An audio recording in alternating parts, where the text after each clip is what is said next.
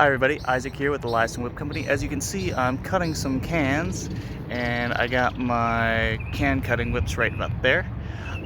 Just want to make a quick little video for you guys showing you the whips I use and just go over the specs on them really quick, and maybe a couple extra little hints on how to cut some cans and cut fruit.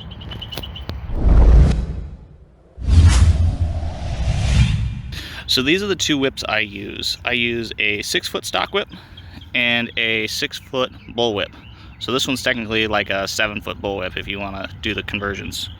It's got a 16-inch handle for the stock whip, and it's also got a swing belly about 3 inches out.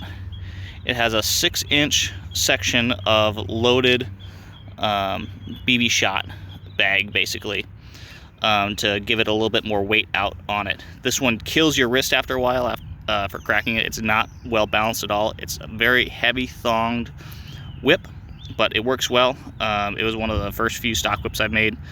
Didn't really like the balance on it. I originally made it for 4 corners because I was hearing some stuff that Adam Winrich was saying about a 6-foot with a heavier thong. So I tried this out.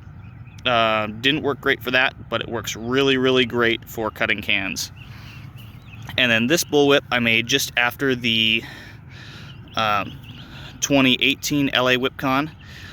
It's based pretty highly on Nick Schrader's old method, except for the electrical tape, but it uses a lot of binding, which gives it a lot of weight. It's also weighted about halfway down the thong, and both of these are waxed.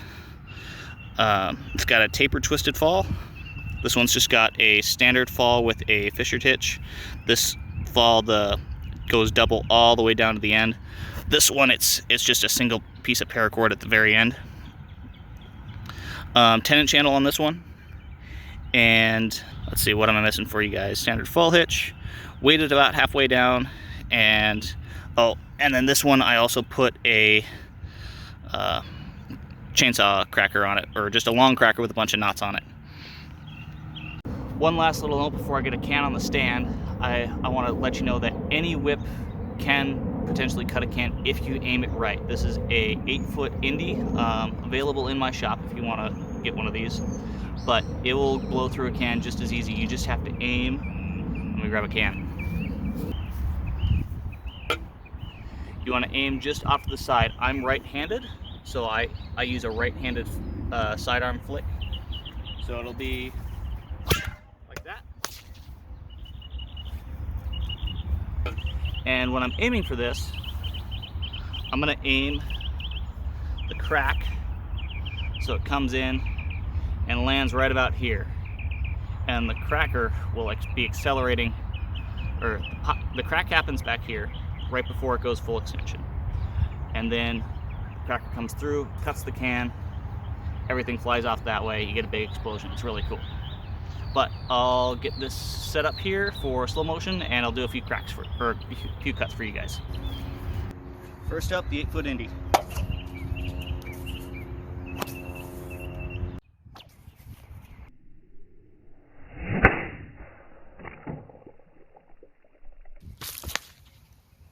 Now, I didn't get all the way through, sadly, on that one, but it did puncture the hardest part of the can.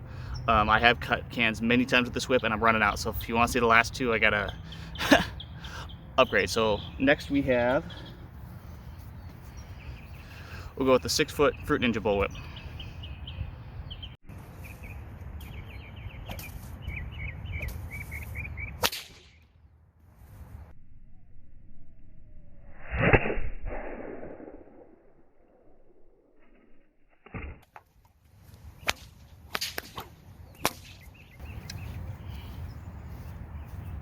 And lastly, we got the 6-foot stock whip with the swing belly.